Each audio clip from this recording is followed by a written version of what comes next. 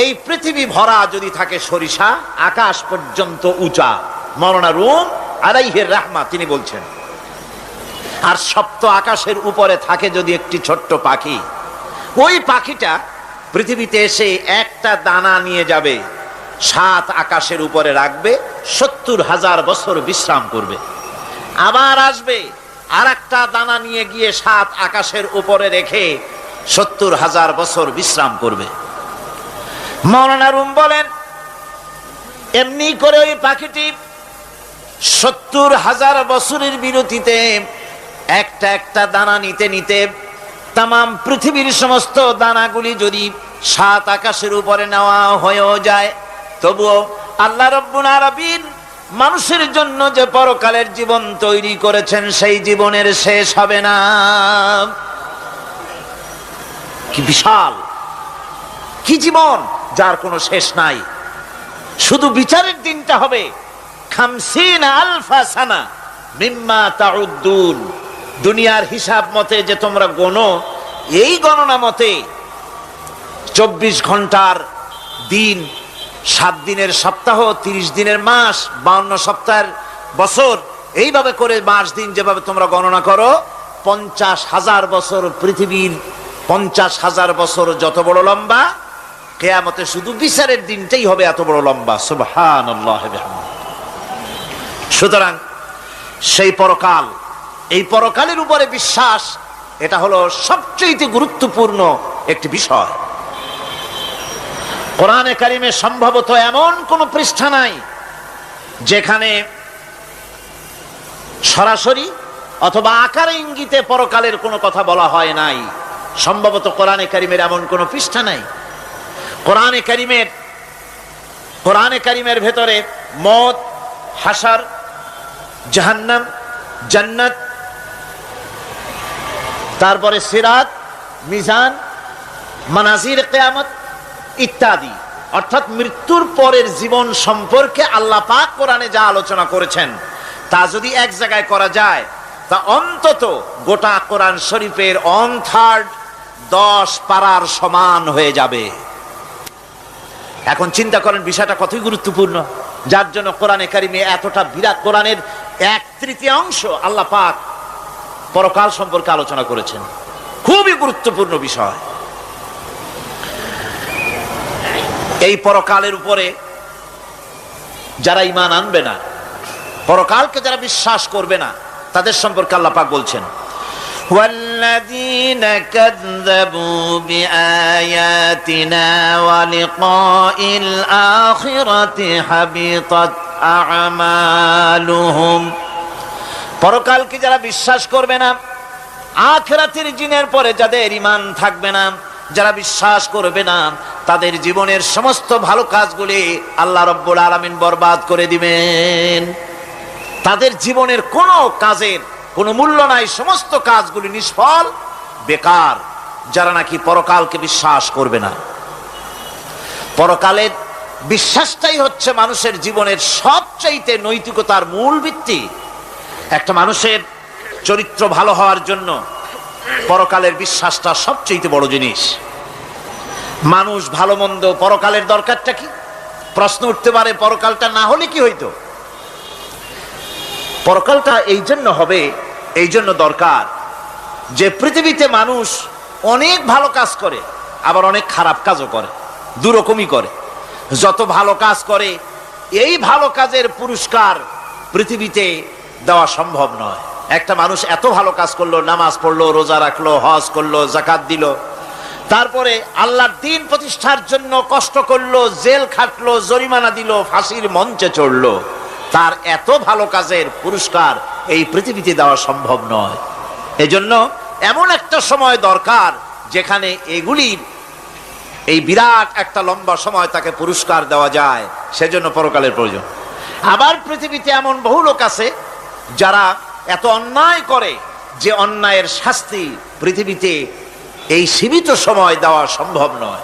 যেমন দৃষ্টান্ত দিতে গিয়ে আমি বলি যে একটা মানুষ যদি একটা মানুষকে হত্যা করে, তাহলে আপনি তাকে ওই একটা হত্যার বিনিময়ে তাকেও আপনি হত্যা করলেন, তাকেও ফাঁসি দিয়ে দিলেন, কিন্তু একটা মানুষ যদি লক্ষ লক্ষ মানুষ হত্যার কারণ হয়, একটা মানুষ যদি অনেকগুলি মানুষ মারে, তাহলে অনেকগুলি মানুষ মারার শাস্তি তো একটা জীবনের উপরে আপনি দিতে পারেন না। তাকে তো, তার জীবন তো একটাই। তার জীবন কয়টা?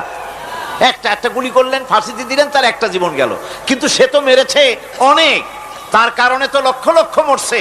কাজী এই শাস্তি পৃথিবীতে দেওয়া সম্ভব নয় বলে এমন একটা জায়গা দরকার যেখানে এই ধরনের বড় রকমের শাস্তি, দীর্ঘমেয়াদী শাস্তি দেওয়া যায়, শরীরটাও সেরকমের বানানো যায়। এই ধরনের করে একটি জায়গা দরকার। সেই জায়গার নাম হচ্ছে পরকাল, সেই জায়গাটার নাম হচ্ছে আখিরাত। এই জন্য কমন সেন্সের, সাধারণ জ্ঞানের দাবিও পরকাল প্রয়োজন। আর পরকালের ভিত্তিতেই মানুষের চরিত্র গঠন হতে পারে। মনে করেন একজন অফিসার, তিনি জানেন তাকে দেখার কেউ নাই, তার যা খুশি তিনি তা করতে পারেন, তার পেছনে কোনো গোয়েন্দা বিভাগের লোক লাগানো নাই। এই চিন্তা যদি তার থাকে, তাহলে ঘুষের টাকা খাওয়া, স্বজন প্রীতি করা তার জন্য কি অসম্ভব না সম্ভব? খুবই সম্ভব। আর একজন অফিসার, তিনি যদি জানেন যে না, আমাকে দেখার মতো লোক আছে, আমার পেছনে গোয়েন্দা বিভাগের লোকেরা কাজ করতেছে, আমার কোনো জিনিসই এড়িয়ে যাবে না, এই চিন্তা যদি থাকে, তাহলে এই দুইজন অফিসারের আচরণ এক হবে? কখনই হবে না।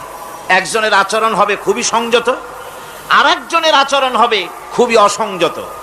সুতরাং পরকালে যে বিশ্বাসী ব্যক্তি, সে ব্যক্তি চুরি, ডাকাতি, জেনা, ব্যভিচার, হত্যা, ধর্ষণ ইত্যাদি থেকে তিনি হবেন মুক্ত। আর যে ব্যক্তি পরকালকে বিশ্বাস করবে না, তার দ্বারা হবে না এমন কোনো কাজ নাই, সবকিছুই তার দ্বারা সম্ভব। এরপরে আল্লাহ পাক বলছেন যে পরকাল বিশ্বাস মানুষকে দায়িত্ববান বানায় দেয়। পরকালের বিশ্বাস মানুষকে কি বানায়? দায়িত্ববান বানায়। যেহেতু তোমারে তো খালি খালি সৃষ্টি করা হয় নাই। আল্লাহ রাব্বুল আলামিন কোরআনে কারীমের মধ্যে বলছেন, আফাহাসিবতুম আন্নামা খালাকনাকুম আবাসা ওয়া আন্নাকুম ইলাইনা লা তুরজাউন। লোকেরা কি ভেবেছে? তোমরা কি এটাই মনে করেছো যে আমি তোমাদেরকে এমনি এমনি সৃষ্টি করেছি আর তোমাদেরকে আমার কাছে ফিরে আসতে হবে না? এটাই কি ভেবেছো তোমরা? তোমাদেরকে সৃষ্টি করা হয়েছে এবং তোমাদেরকে আমার দরবারে সকলকেই ফিরে আসতে হবে। পৃথিবীতে এমন কেউ নাই যে পৃথিবীতে টিকে থাকতে পারবে। সমস্ত মানুষকেই আল্লাহর দরবারে ফিরে যেতে হবে। আল্লাহ পাক কোরআনে কারীমের অন্যত্র বলেছেন, আয়াহসাবুল ইনসানু আইয়ুতরাকা সুদা। মানুষ কি ভেবেছে যে আমি তাকে নিরর্থক সৃষ্টি করেছি, তার কোনো হিসাব হবে না, তার কোনো দেখার মতো কেউ নাই, তাকে এমনি এমনি আমি সৃষ্টি করেছি? তা না। প্রত্যেকটি মানুষকেই বিচক্ষণতার দাবি হিসেবে সৃষ্টি করা হয়েছে এবং তার সব কিছুকেই দেখা হচ্ছে। আল্লাহ পাক সব দেখতে পাচ্ছেন, তার নজরের সামনে আছে। আল্লাহ পাক দেখেন এবং শোনেন। আমরাও দেখি, আমরাও শুনি, কিন্তু আল্লাহ পাকের দেখা আর আমাদের দেখা, আল্লাহর শোনা আর আমাদের শোনা একরকম নয়। আমরা এই মাহফিলের বাইরে কি হচ্ছে আমরা দেখতে পাই না, ঠিক কিনা গণ? রাতের বেলায় আমরা আমাদের নিজেদেরকেও দেখি না, এমনকি আমরা আমাদের পেছনে কি হয়, পিছনে কি আছে তাও দেখি না। আপনারা যে আমার সামনে বসে আছেন, আপনাদের পেছনে লোকটা কি করতেছে তা আপনি দেখতে পাচ্ছেন।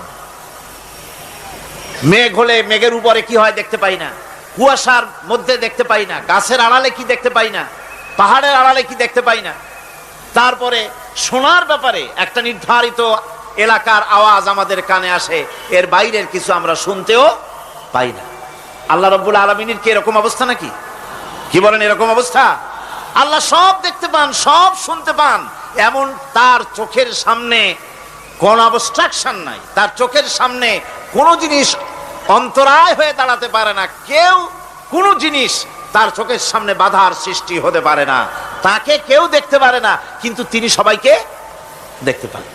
লা তুদরিকুহুল আবসার। তাকে কোন দৃষ্টিশক্তি তাকে দেখতে পাবে না। সমস্ত দৃষ্টিশক্তিকে তিনি দেখবেন, কিন্তু তাকে কেউ দেখতে পারবে না। সুবহানাল্লাহ বিহামদিহি। সুতরাং তিনি সব দেখেন এবং সবই শোনেন। এই বিশ্বাস মানুষকে দায়িত্ববান বানায়। এই বিশ্বাস মানুষকে কি বানায় জোরে গান? দায়িত্ববান বানিয়ে দেয়। আল্লাহ রাব্বুল আলামিন বলছেন, আয়াহসাবু আন্নান ইয়াকদিরা আলাইহি আহাদ ইয়াকুলু আহলাকতু মালান লুবাদা আয়াহসাবু আন লাম ইয়ারাহু আহাদ। মানুষ কি ধারণা করেছে তার উপরে কারো কোনো ক্ষমতা চলবে না? সে বলে আমি অনেক ব্যয় করেছি, আর সে ভেবেছে তাকে দেখার মতো কেউ নাই। আল্লাহ পাক বলেন, দেখার জন্য অবশ্যই একজন আছেন, তিনি হচ্ছেন আল্লাহ রাব্বুল আলামিন। কে দেখতে পান? জোরে সরে বলেন, কে দেখতে পান? আল্লাহ পাক সব দেখেন, সব শোনেন। এমনকি সমুদ্রের অতল তলদেশে কোন পাথরের সাথে লাগানো, বালু কণার সঙ্গে লাগানো ছোট্ট একটি পোকা, যা মাইক্রোস্কোপ যন্ত্র ছাড়া দেখা যায় না, এমন ছোট্ট পোকাটিও যদি চিৎকার মারে ক্ষুধার যন্ত্রণায় বা পেটের যন্ত্রণায় বা কষ্টে পড়ে কোনো চিৎকার যদি মারে, সমুদ্রের কেউ শোনার কথা নয়, জমিনের উপরে কেউ শোনার কথা নয়, অন্তরিক্ষের কারো শোনার কথা নয়। আল্লাহ রাব্বুল আলামিন বলেন, সেই ক্ষীণ আওয়াজটুকুনো তোমার আল্লাহ পাক শুনতে পান। সব তিনি শুনতে পান এবং দেখতে পান, তার চোখের সামনে সব রয়েছে। সুতরাং আসল কথা হচ্ছে, মানুষেরা পরকালের চাইতে দুনিয়ার গুরুত্ব দেয় বেশি। বাল তুসিরুনাল হায়াতাদ দুনিয়া ওয়াল আখিরাতু খায়রুন ওয়া আবকা। তোমরা পার্থিব জীবনকে অগ্রাধিকার দিয়েছো, আর পরকাল হচ্ছে উত্তম এবং স্থায়ী। পরকাল হচ্ছে উত্তম। পৃথিবী একটা নিকৃষ্ট জায়গা, একটা ছোট্ট জায়গা পৃথিবী। এটার আরবি হচ্ছে কি বলুন তো? পৃথিবীর আরবি কি? দুনিয়া। এটাকে দুনিয়া, দুনিয়া শব্দটা এসেছে আদনা শব্দ থেকে, তুচ্ছ, নিকৃষ্ট, এটার কোনো দাম নাই। আর এই জন্য হাদিস শরীফে এসেছে যে এই পৃথিবীর মূল্য যদি আল্লাহর কাছে মশার ডানা তুল্য যদি হতো, তাহলে কাফেরকে এক ঢোক পানি আল্লাহ পাক গিলতে দিতেন না। আল্লাহর দৃষ্টান্তটা, হাদিস শরীফের দৃষ্টান্তটা লক্ষ্য করেছেন? এই পৃথিবীর মূল্য যদি একটা মশার ডানার তুল্য যদি হতো, আপনাকে কেউ যদি 1,00,000 মশার ডানা যদি কেউ আপনাকে জোগাড় করে দেয়, আপনি কয় টাকা দিয়ে কিনবেন? কোন কথা বলতেছেন না? খুব আগ্রহ আছে কেনার নাকি? 4 আনা দিয়েও, 4 পয়সা দিয়েও আপনারা কেউ কিনবেন না, যেহেতু মশার ডানা 10 কোটি ডানা আনি জোগাড় করে দেন না, ওদি করবোটা কি? কাজী দৃষ্টান্তটা লক্ষ্য করুন যে এই পৃথিবীর মূল্য যদি আল্লাহ পাকের কাছে একটা মশার ডানার তুল্য যদি হতো, তাহলে আল্লাহ রাব্বুল আলামিন কাফেরকে এক ঢোক পানি গিলতে দিতেন না। তার মানে এটার কোনো দাম নাই। তো যেটার দাম নাই সেটার দাম আমরা খুব বেশি দিয়েছি। আর পরকাল হচ্ছে স্থায়ী, চিরস্থায়ী জায়গা। সেই চিরস্থায়ী জায়গার আমরা মূল্য দেই নাই। যেমন আমরা দেহের মূল্যটা বেশি দেই, আত্মার মূল্যটা কম দেই। দেহটারে সাজাই বেশি। এই দেহটার জন্য দেখছেন অবস্থা, শীতকালে কত ক্রিম মাখে, পায়ে ভ্যাসলিন মাখে, মুখে ক্রিম মাখে, হাতে জেলি মাখে, তারপরে ঠোঁটে আরো কিছু মাখে, এরপরে এতগুলি মাইখা তারপরে জামা কাপড় সেন্ট আতর কত কিছু সমানে মাখতে থাকে শরীরের জন্য, এত যত্ন। তারপরে ভুরি ভোজন পাইকারি দরে খায়, জনমের মতো খায়। খাওয়ার চোটে পেট যায় একদিক, পাছা যায় আর একদিক, মাথা যায় আর একদিক, আস্তে আস্তে দুমবার সাইজ হয়ে যায় মানুষের বডিটা। যেই শরীরটার কোনো দাম নাই, কোনো মূল্য নাই। আপনারা আচ্ছা, আপনারা সত্য করে বলেন, দামটা কার? শরীরের দেহের দাম বেশি না আত্মার দাম বেশি? কোনটা, কোনটার দাম? কার দাম? আত্মাটার দাম বেশি। এটা মুখ দিয়ে বললেন, কিন্তু আসলে মনের কথা হইলে আত্মারে আপনারা কিছু খাইতে দিতেন। আত্মাকে তো কিছু খেতে দেওয়া হয় না, দেহটারই। আত্মাটার দাম যদি বেশি না হবে, মানুষ মরে গেলে পরে যায়টা কি? চোখ আছে, কান আছে, মুখ আছে, হাত আছে, পা আছে, সবই তো রয়ে গেল। গেলটা কি? কি যাওয়ার কারণে? প্রাণের সন্তান, কলিজার টুকরা সন্তান বলে, মা বাবার কাছে আমার যেতে ভয় করে। ছোট্ট বাচ্চা বাবার কাছে যেতে চায় না, প্রাণীদিকা স্ত্রীও যেতে চায় না। মা বাবা আত্মীয় স্বজন সবাই বলে, তাড়াতাড়ি বিদায় করো, তাড়াতাড়ি বিদায় করো। কি যাওয়ার জন্য? কি ছিল মূল্যবান জিনিস? আর ওইটা যাওয়ার জন্যই পরিণতি হলো, সেটার নাম হলো রুহু। যে আত্মাটার বেশি মূল্য, সেইটার মূল্য মানুষেরা দেয় না। এই আত্মাটা কি জিনিস?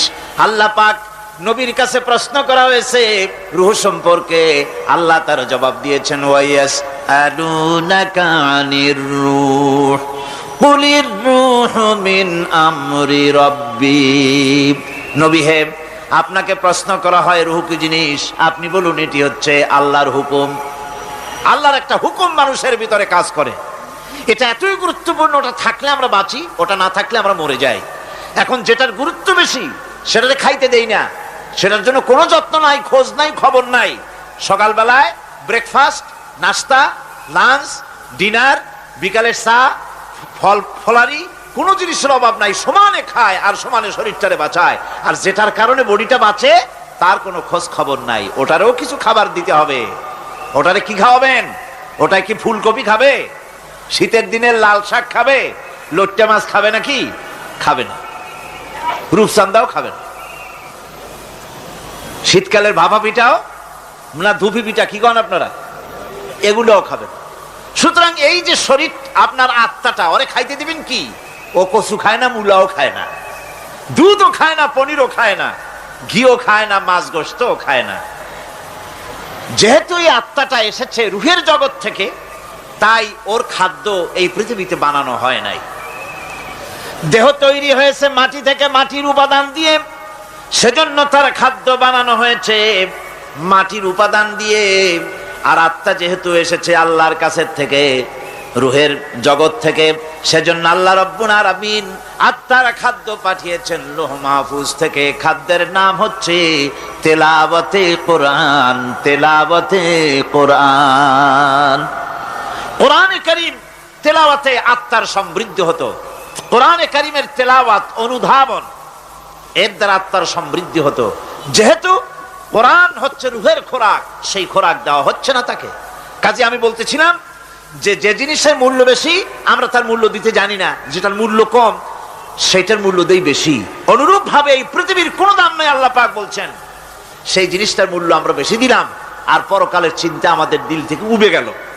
এই জন্য আল্লাহ রাব্বুল আলামিন বলেন, ইন্নাল্লাযীনা লা ইউমিনুনা বিল আখিরাতি যায়্যান্না লাহুম আ'মালাহুম ফাহুম ইয়ামাহুন। যারা পরকালের প্রতি ঈমান আনে না, পরকালকে যারা বিশ্বাস করে না, তাদের ক্রিয়াকাণ্ডকে তাদের কাছে চিত্তাকর্ষক বানায় দেওয়া হয়। আর এভাবে তারা পথভ্রষ্ট হয়ে যায়। দুনিয়া তাদের কাছে বেশি মজা লাগে, দুনিয়াটা বেশি ভালো লাগে। কয় হুজুর, তাফসীরের মাহফিল ভালো লাগে, আবার যখন কীর্তন শুনতে যাই, সিনেমা দেখতে যাই, তাও খারাপ লাগে না, তাও ভালো লাগে। মিলাদ শরীফও ভালো লাগে, কীর্তনও ভালো লাগে, ওয়াজ মাহফিলও ভালো লাগে, গানও ভালো লাগে, সিনেমাও ভালো লাগে। এই যে দুই জিনিস ভালো লাগে, এটা হলো মুনাফিকি রোগ। এটা কি রোগ বলেন না সবাই? এটা কি রোগ? মুনাফিকি রোগ। ইমানের স্বাদ যখন নষ্ট হয় তখন এই অবস্থার সৃষ্টি হয়। বিষাক্ত সাপ যখন মানুষকে দংশন করে, রাতের অন্ধকারে বিষাক্ত সাপে মানুষকে দংশন করেছে, ওঝা আনা হলো। ওঝা এসে সর্বপ্রথম টেস্ট করবে যে সাপটা কি বিষাক্ত না এমনি সাধারণ সাপে তাকে দংশন করেছে, সাপটা কি ধরনের। এটা টেস্ট করার জন্য সাপে কাটা রোগীর মুখে ওঝা মুখের মধ্যে খুব ঝাল মরিচ অথবা লবণ এটা দেয়। দিলে পরে সে যদি বলে পানি পানি লাগে, খুব ঝালওয়ালা মরিচ কিন্তু মুখে পানি পানি লাগে, বুঝতে হবে বিষাক্ত সাপে কামড়িয়েছে। আর যদি ঝালকে ঝাল বলে, লবণকে লবণ বলে, তিতকে তিতো বলে, তাহলে বোঝা যাবে বিষাক্ত সাপে কামড়ায় নাই। তো বিষাক্ত সাপের প্রধান আলামত হলো এই, বিষাক্ত সাপে যখন মানুষকে কাটে তখন তার প্রথম বিষক্রিয়া হচ্ছে তার রক্তকে জাম করে দেয় আর জিহ্বার স্বাদকে নষ্ট করে দেয়। এই পৃথিবীতে যত বিষাক্ত সাপ আছে সবচাইতে মারাত্মক আর বিষাক্ত সাপ হচ্ছে শয়তান। সবচাইতে বিষাক্ত সাপ কি? এই শয়তান যাকে ওয়াসওয়াসা দেয়, শয়তান যাকে দংশন করে, শয়তান যারে ফুটবল বানাতে পারে, সর্বপ্রথম তার ইমানের স্বাদ নষ্ট করে দেয়। তখন আখিরাত ভালো লাগে না, তখন মসজিদ ভালো লাগে না, তখন ওয়াজ মাহফিল ভালো লাগে না, তাফসির মাহফিল ভালো লাগে না, তখন সিনেমা পছন্দ হয়, গান পছন্দ হয়, মেলা পছন্দ হয়, সাংস্কৃতিক অনুষ্ঠান, নাচ, উল্টোপাল্টা কাম, এই সমস্ত পছন্দ হয়। আল্লাহর ইসলাম ভালো লাগে না, পছন্দ হয় না। আল্লাহ পাক বলেন, পরকালকে যারা অস্বীকার করে তাদের মনের তাদের জন্য এই দুনিয়াটাকেই তাদের সামনে চিত্তাকর্ষক, তাদের ক্রিয়াকাণ্ডকে চিত্তাকর্ষক করে দেওয়া হয়, আর এর ভেতরেই তারা পড়ে থাকে। ফলে এই সব পরকালে অবিশ্বাসী লোকগুলি অহংকারী হয়। তারা কি হয়? আল্লাহ পাক বলেন, ফাল্লাযীনা লা ইউমিনুনা বিল আখিরাতি কুলুবুহুম মুনকিরাতুন ওয়া হুম মুস্তাকবিরুন। পরকালের প্রতি যারা ঈমান আনে না, পরকালকে যারা বিশ্বাস করে না, তাদের মন সত্য কথাকে অস্বীকার করে, আর এই লোকগুলি অহংকারী হয়ে যায়, ধরাকে সরাক জ্ঞান করে। কি হনুরে এই অবস্থার সৃষ্টি হয়ে যায়। সে মনে করে যে পৃথিবী আমার, উলট পালট করে দে মা, লুটে পুটি খাই। পরকালে বিশ্বাস নাই, যা খুশি সে তখন তা করতে থাকে এবং অহংকারী হয়ে যায়। পরকালীন জীবনের অস্বীকৃতি আজকে নতুন কিছু নয়। আজও এক শ্রেণীর লোক আছে যারা বলে পরকাল বলে কিছুই নাই। আল্লাহ সম্পর্কে বলে দেয়ার ইজ নো গড, স্রষ্টা বলতে কিছু নাই। পরকালকেও বিশ্বাস করে না এমন লোক আমাদের দেশে আছে কিনা? কোন জোরে কোন আছে কিনা? যথেষ্ট তৈরি হয়েছে এবং বর্তমান সময় বেশি তৈরি হয়েছে। অতীতের কোন সময় ইসলাম আর মুসলিম সেন্টিমেন্ট এত আহত হয় নাই যত এই কয়েক বছরের মধ্যে হয়েছে, ঠিক কিনা? পরকালকে অস্বীকার করেছে, কোরআন শরীফকে আগাগোড়া সংশোধনের কথা বলেছে, আল্লাহকে মিথ্যাবাদী বলেছে। নাউজুবিল্লাহ পড়েন না কেন? নাউজুবিল্লাহি মিন যালিক। আল্লাহকে মিথ্যাবাদী বলা হয়েছে, কোরআনের সংশোধনের দাবি উঠেছে। মাদ্রাসার ভেতরে ডাকাত দুষ্ট পয়দা হয় বলা হচ্ছে। এভাবে করে তারা আল্লাহকে অস্বীকার করেছে, কোরআনকে অস্বীকার করেছে, পরকালকে অস্বীকার করছে। পরকালকে সেই অতীতের যুগের কাফেররাই অস্বীকার করে নাই, বর্তমান যুগেরও এক শ্রেণীর লোকেরা, তারা আবার মুসলমান নামধারী, নাম মুসলমানি নাম লাগানো আছে, পরকালকে তারা অস্বীকার করছে। এদের ভিত্তি হচ্ছে এই, তারা বলে ইন হিয়া ইল্লা হায়াতুনা দুনিয়া ওয়া মা নাহনু বিমাবউসিন। তারা বলে এই দুনিয়ার জীবনটাই একমাত্র জীবন, এই দুনিয়ার জীবনই হলো একমাত্র জীবন, আমরা আর উঠবো না পরকালে। পরকাল বলে কিছুই নাই, পরকাল বলে কোনো জিনিস নাই, আমাদেরকে কিয়ামতে আল্লাহর দরবারে ওঠা লাগবে না। সুতরাং তারা ওমর খৈয়ামের মুরিদ হয়ে যায়। তারা বলতে থাকে, এই বেলা ভাই মদ খেয়ে নাও, কাল নিশীতের ভরসা কই, চাঁদনি জাগিবে যুগ যুগ ধরি, আমরা তোমার রবনাশ হই। যত পারো মদ খাও, নগদ যা পাও হাত পেতে নাও, বাকির খাতায় শূন্য থাক। দূরের বাদ্য কিলাপ শুনে মাঝখানে যে বেজায় ফাঁক। কোথায় কিয়ামত আর কোথায় পরকাল, কোথায় বিচার, কোথায় হাসর, কোথায় সিরাত, কোথায় মিজান, আর মাঝখানে টাটকা সুখগুলো ছাড়িয়ে দেবে একটা কথা, মাঝখানের এই টাটকা সুখগুলি গ্রহণ করো, মজা করো। এই সব শিক্ষা দেওয়া হয় ওই সেকুলার শিক্ষা ব্যবস্থার মাধ্যমে কলেজে এবং বিশ্ববিদ্যালয়গুলিতে, যার কারণে পরকালের বিশ্বাস নাই বলে এমন কোনো কাজ নাই যা তারা করতে পারে না। এই মাত্র কয়েক মাস দেড়েক আগে রাজশাহী ইউনিভার্সিটিতে যে কাণ্ডটা ঘটে গেল, মনে আছেন আপনাদের? পত্রপত্রিকায় আপনারা পড়েছেন। এবং আমি রাজশাহীতে গিয়ে সেখানে প্রত্যক্ষদর্শী যারা দেখেছে তাদের মুখে শুনেছি, শিক্ষাবর্ষ সমাপন করেছে যে সব ছাত্র ছাত্রীরা, তারা র্যাগ ডে উদযাপন করছে। র্যাগ ডে উদযাপন যেদিন করবে সেই দিনে তারা উচ্ছৃঙ্খল কাপড় চোপড় পরেছে, ছেলেরা এবং মেয়েরা উভয় এমন ভাবে কাপড় পরেছে যে কাপড় দ্বারা তারা শরীরের গোপন অঙ্গগুলি দেখা যায়। এরপরে আজেবাজে চিৎকার দিয়েছে, আজেবাজে স্লোগান দিয়েছে, গাধার মতো, কুকুরের মতো, শিয়ালের মতো তারা ডেকেছে। আমি বুঝি না চিন্তাধারা কেমন দেউলিয়া হয়ে গেল। শিক্ষাবর্ষ বিশ্ববিদ্যালয়ের সর্বোচ্চ শিক্ষাঙ্গন থেকে লেখাপড়া শেষ করে বেরোচ্ছে, যাওয়ার সময় তারা বিশ্ববিদ্যালয় থেকে কুকুরের ডাক দিল। শিয়ালের ডাক দিল, ছাগলের ডাক দিল। কি প্রমাণ করতে চাইলো? যে 16 বছর লেখাপড়া করে বিশ্ববিদ্যালয়ের অঙ্গন পেরিয়ে গোটা জাতির জন্য ছাগল হয়ে আমরা আবির্ভূত হচ্ছি, অথবা কুকুর গরুর ভূমিকায় আমরা আবির্ভূত হচ্ছি। নাউযুবিল্লাহি মিন যালিক। এরপরে মিছিল শেষ করলো, সন্ধ্যাবেলায় শুরু হলো সাংস্কৃতিক অনুষ্ঠান। বিদ্যুৎ কর্তৃপক্ষের সঙ্গে বোধহয় লাইন করা ছিল। সন্ধ্যা 7:30টার সময় মঞ্চ তৈরি আছে, গান হচ্ছে, আনন্দ ফুর্তির শেষ নাই। সামনে সব মেয়েরা বসা, যারা দিনের বেলা ওই ধরনের কাপড় চোপড় পরে ছেলেদেরকে উস্কায়েছে, ছেলেগুলিও তাদেরকে উস্কায়েছে। মাঝখানে তারা বসা, চতুর্দিকে ছেলেরা দাঁড়ানো। হঠাৎ করে লাইট বন্ধ হয়ে গেল, বিদ্যুৎ চলে গেল। এখন সাংস্কৃতিক অনুষ্ঠান কি কায়দায় হচ্ছে, কত প্রকার হচ্ছে, কিভাবে হচ্ছে? নাউযুবিল্লাহি মিন যালিক। পুলিশেরা বলেছে বিদ্যুৎ যখন এলো, মেয়েগুলিকে অনেক মেয়ে পাওয়া গেছে, কাপড় নাই, পেটিকোট নাই, উলঙ্গ। তাদেরকে ধরে ধরে উঠানো হয়েছে হোস্টেলে।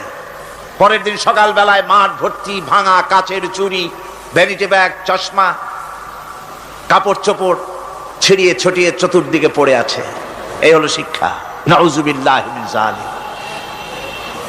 আমি কসম করে বলতে পারি, বিশ্ববিদ্যালয়ে যদি কোরআন শরীফের তাফসীর পড়ানো হতো, হাদিস শরীফ যদি পড়ানো হতো, কেউ কেউ বলবেন কোরআন হাদিস তো পড়ানো হয়, বিশ্ববিদ্যালয় কলেজে পড়ানো তো হয়। আমি তো জানি সিলেবাসে 10টা 5টা হাদিস আছে, 2-4 লাইন কোরআন শরীফ আছে, এর কোনো মানে নাই। মাদ্রাসায় যেমন পড়ানো হয় 30 পারা কোরআনের তাফসীর, রাসূল করিম সাল্লাল্লাহু আলাইহি ওয়াসাল্লামের হাদিস যেমন পড়ানো হয়, এইভাবে করে যদি বিশ্ববিদ্যালয়ে কোরআন হাদিস পড়ানো হতো, আল্লাহর কসম বাংলাদেশের বিশ্ববিদ্যালয়গুলি গোটা জাতিকে চোর, গুন্ডা, বদমাশ, ডাকাত উপহার দিত না, উপহার দিত শাহজালাল।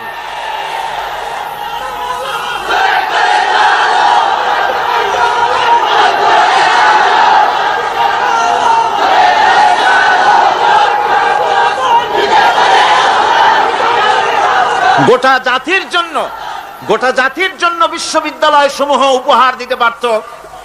উপহার দিত শাহ মখদুম, শাহজালাল, খান জাহান আলী, উপহার দিতে পারত খাজা মঈনুদ্দিন চিশতি, উপহার দিতে পারত খালিদ বিন ওলীদ, উপহার দিত সালাউদ্দিন আইয়ুবী। আল্লাহ পাক তাদের সকলের প্রতি রহম করুন, জোরে কোন আমিন।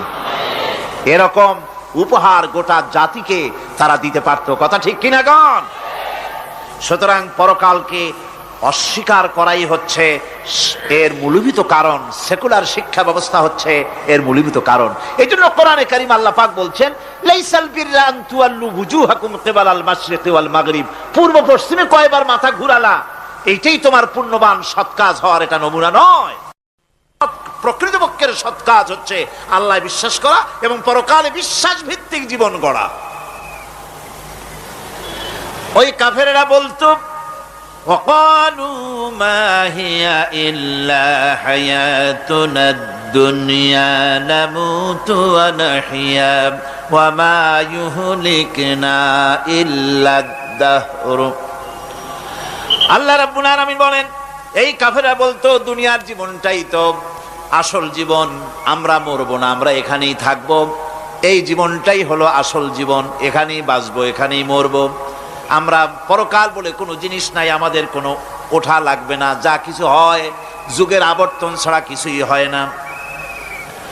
শুধু তাই নয়, এই প্রশ্ন কাফিরদের মনের ভিতরে মারাত্মক আকার ধারণ করলো। তারা বলল, আইযা মিতনা ওয়া কুন্না তুরাবান যালিকা রাজউম বাঈদ। আমরা মাটির সাথে মিশে যাব, আমরা মরে যাব, মাটির সঙ্গে মিশে যাব, তারপরে আমাদেরকে জীবিত করা হবে। এটা তো জ্ঞান বহির্ভূত কথা, এটা তো মাথায় ঢোকে না, কথাটা কেমন? তারা এভাবে অনেক প্রশ্ন করত। ওয়াকালু আইযা কুন্না ইযামান ওয়া রুফাতান আইন্না লামাবউসুনা খালকান জাদীদা। আমরা মরে যাব, গলে যাব, পচে যাব, হাড্ডি গুড্ডি মাটির সাথে মিশে যাবে, এরপরে আমাদেরকে নতুন করে সৃষ্টি করা হবে। এটা জ্ঞান বহির্ভূত কথা, এটা মাথার মধ্যে আসে না। কে আমাদেরকে জিন্দা করবে মরে যাওয়ার পর? আল্লাহ রাব্বুল আলামিন বলছেন, দেখো আল্লাহ পাক কোরআনে কারীমের ভিতরে যুক্তি দিয়ে বুঝাচ্ছেন যে অবশ্যই তোমাদেরকে আবার জিন্দা করা হবে, তোমাদেরকে উঠতে হবে। তোমরা এই পৃথিবীর অবস্থা পর্যবেক্ষণ করো, তাকায় দেখো আকাশের দিকে, জমিনের দিকে লক্ষ্য করে দেখো। আওয়ালাম ইয়ানজুরু ফি মালাকুতিস সামাওয়াতি ওয়াল আরদ, তারা কি আসমান এবং জমিনের ব্যবস্থাপনা সম্পর্কে চিন্তা ভাবনা করে না? ওই বিরাট আকাশটাকে যে আল্লাহ রাব্বুল আলামিন তৈরি করলেন, এই জমিনটাকে যিনি তৈরি করলেন, তিনি কি তোমাকে মৃত্যুর পরে তিনি কি জিন্দা করবেন না? তিনি কি জিন্দা করতে পারবেন না? কেমনে তোমরা অস্বীকার করতে পারো? দুনিয়ার ব্যবস্থাপনা এবং এই পৃথিবীর আকাশ এবং জমিনের ব্যবস্থাপনা সম্পর্কে তোমরা চিন্তা ভাবনা করে দেখো, অবশ্যই আল্লাহ রাব্বুল আলামিন তোমাদেরকে আবার জিন্দা করবেন। وَكَأَيٍّ مِّنْ آيَاتٍ فِي السَّمَاوَاتِ وَالْأَرْضِ يَمُرُّونَ عَلَيْهَا وَهُمْ عَنْهَا مُعْرِضُونَ। আসমান জমিনে বহু নিদর্শন পড়ে আছে যেগুলি তারা অতিক্রম করে যায়, অথচ সে সম্পর্কে তারা মোটেই চিন্তা ভাবনা করে না। চিন্তার বহু বিষয় আল্লাহ পাক এই পৃথিবীতে রেখেছেন। যারা চিন্তাশীল, যারা জ্ঞানবান, তারা এর দ্বারা বুঝতে পারে। আল্লাহ রাব্বুল আলামিন বলছেন, ইন্না ফি খালকিস সামাওয়াতি ওয়াল আরদি ওয়া ইখতিলাফিল লাইলি ওয়ান নাহার লাআয়াতিন লিউলিল আলবাব। নিশ্চয়ই আকাশ সৃষ্টি এবং জমিন সৃষ্টির ব্যাপারে আর রাত আর দিনের পরিবর্তনের ব্যাপারে যারা জ্ঞানবান তাদের জন্য নিদর্শন রয়েছে। যারা জ্ঞানবান তাদের জন্য চিন্তার বিষয়বস্তু রয়েছে। গবেষণা করো, চিন্তা করো, এই পৃথিবীতে আল্লাহ পাক যা কিছু সৃষ্টি করেছেন তার পক্ষে আবার তোমাদেরকে সৃষ্টি করা মোটেই অসম্ভব নয়। পরকালীন জীবনের সম্ভাবনা সম্পর্কে কোরআন অবিশ্বাসীদেরকে বলছে, দেখো আল্লাহুল্লাযী রাফা'আস সামাওয়াতি বিগাইরি আমাদিন তারাউনাহা সুম্মা ইসতাওয়া আলাল আরশ। সে আল্লাহ তোমাদের নিকট দৃশ্যমান স্তম্ভ ছাড়াই ওই বিশাল আকাশটা তৈরি করেছেন। যারা পরকাল আছে বলে উঠতে হবে একথা যারা বিশ্বাস করে না, তাদের ব্যাপারে আল্লাহ পাক এই যুক্তি দিচ্ছেন, দেখো এই বিশাল যে আকাশটা, এই আকাশে কোনো খুঁটি আছে? কথা বলেন না কেন? এই আকাশে কোনো খুঁটি আছে? কোন রকমের খুঁটি ছাড়াই ওই বিশাল আকাশটা কে বানিয়েছেন? জোরে চিৎকার দিয়া বলেন, কে বানাইছেন? এই যে শামিয়ানা, একটা বিশাল প্যান্ডেল, এই প্যান্ডেলে খুঁটি আছে না নাই? শুধু আছে না, একটা দুইটা না, জনমের মতো খুঁটি আছে। চতুর্দিকে তাকায় দেখে কত খুঁটি। এতটুকু একটা শামিয়ানায় শত শত খুঁটি লাগতেছে। কাপড়টা ধারণ করবে বলে, কি ধারণ করবে? কাপড়। আর অত বড় বিশাল আকাশ, সেই আকাশটার কোনো খুঁটি আছে?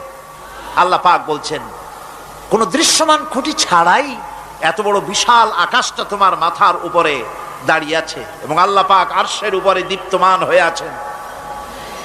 এগুলি দেখেও কি তোমার মাথার মধ্যে কোনো চিন্তা আসে না যেটা কি করে সম্ভব হলো? অনেকে তো এমন আছে শিক্ষিত লোক, তারা আবার বলে কি, কয় যে না আকাশ বলে কিছু নাই, ওই অনেক দূরে তো সেই জন্য নীলে নীলে দেখা যায়, আসলে কিছু নাই। আকাশ, কোরআনে কারীমের মধ্যে আকাশ সম্পর্কে যে কথা বলা হয়েছে, বিশাল, যার কোনো কুল নাই, কিনারা নাই, মহাশূন্য। আমি সামনে বলবো আকাশ সম্পর্কে কথা আসতেছে। আল্লাহ পাক বলছেন, দেখো ওই বিশাল আকাশটাকে আমি সৃষ্টি করে রেখেছি, কোনো খুঁটি লাগাই নেই। তোমার মতো একটা ছোট্ট মানুষ সৃষ্টি করেছি, মরে যাওয়ার পর মাটির সাথে মিশে যাবা, আবার তোমাকে যে আমি উঠাবো, এ ব্যাপারে তোমার চিন্তার মধ্যে দুর্বলতা আসলো কেন যে সেই আল্লাহ রাব্বুল আলামিন তোমাকে উঠাতে পারবেন না? وسخر الشمس والقمر كل يجري لأجل مسمى। তিনি চন্দ্র সূর্যকে আজ্ঞাবর্তী করেছেন, প্রত্যেকেই তার নির্দিষ্ট সময় সীমা মতো চলাফেরা করতেছে। তুমি তো ছোট একটা মানুষ, অত বড় বিশাল সূর্যটা, বিরাট চন্দ্রটা সব গতিমান, আল্লাহর হুকুমে সব চলাফেরা করতেছে, কথা ঠিক কিনা? এই সবগুলি আল্লাহ রাব্বুল আলামিন দুনিয়ার মানুষের সামনে তুলে ধরেছেন। তাকায় দেখো, নজর করে দেখো, এই সুন্দর করে জমিন ও আসমানকে সৃষ্টি করেছি, চাঁদ সূর্যকে সৃষ্টি করেছি। এবার লক্ষ্য করো, আনতুম আশাদ্দু খালকান আমিস সামাউ বানাহা। তোমাদের সৃষ্টি করা বেশি কঠিন না ওই বিশাল আকাশটাকে তৈরি করা বেশি কঠিন? কোনটা বেশি কঠিন? অত বড় বিশাল আকাশটাকে যিনি সৃষ্টি করলেন, তিনি তোমার মতো মানুষকে সৃষ্টি করতে পারবেন না? আবার যিনি একবার বিনা মডেলে তোমাকে তৈরি করলেন, আল্লাহ কি সুন্দর দৃষ্টান্ত দিচ্ছেন, আনতুম আশাদ্দু খালকান আমিস সামাউ বানাহা। তোমারে কঠিন তৈরি করা বেশি কঠিন, ওই বিশাল আকাশটাকে বেশি তৈরি করা বেশি কঠিন? অত বড় বিরাট জিনিসটাই তো আল্লাহ তৈরি করে ফেলেছেন, বিশাল আকাশ, মহাশূন্য। আর সেই মহাশূন্যের তুলনায়, মহাবিশ্বের তুলনায় পৃথিবী কত ছোট। আমাদের সবচাইতে কাছে। বিজ্ঞানীরা হয়রান হয়ে যাচ্ছে আকাশের চিন্তা করে, মহাকাশ চিন্তা করে ক্রমান্বয়ে হয়রান হয়ে যাচ্ছে। আমাদের সবচাইতে নিকটতম যে গ্যালাক্সিটা আছে, এই গ্যালাক্সিটার ব্যাস হচ্ছে, যেটা সবচাইতে ছোট, গরিব গ্যালাক্সি। এটা বিজ্ঞানীরা বলেছে গরিব গ্যালাক্সি, দিনহীন। এই গরিব গ্যালাক্সি যেটা আমাদের সবচাইতে নিকটে, পৃথিবীর সবচাইতে কাছে, এর ব্যাস হচ্ছে, এর পরিধি হচ্ছে 1,00,000 আলোকবর্ষ সমান। 1,00,000 আলোকবর্ষ। প্রতি সেকেন্ডে আলোর গতি কত? 1,86,000 মাইল প্রতি সেকেন্ডে। প্রতি সেকেন্ডে যে আলোর গতি 1,86,000 মাইল, এর মিনিট, এর ঘন্টা, এর সপ্তাহ, এর মাস, এর বছর, এরকম 1,00,000 আলোকবর্ষ হচ্ছে সেই ছায়াপথের ব্যাস, এটার পরিধি। এটা হলো গরিব গ্যালাক্সি। আর এই গ্যালাক্সিতে বাস করে 10,000 কোটি তারকা। বিজ্ঞানীরা বলছেন যে তারকাগুলি সূর্যের চাইতে লক্ষ কোটি গুণে অনেক বড়। সুবহানাল্লাহ। তাহলে মহাকাশ সম্পর্কে চিন্তা করে মানুষ আজ অবাক হয়ে যাচ্ছে, চিন্তায় হয়রান হয়ে যাচ্ছে। বার্টন রাসেল তিনি বলেছিলেন, স্রষ্টার স্রষ্টাকে, স্রষ্টার স্রষ্টাকে।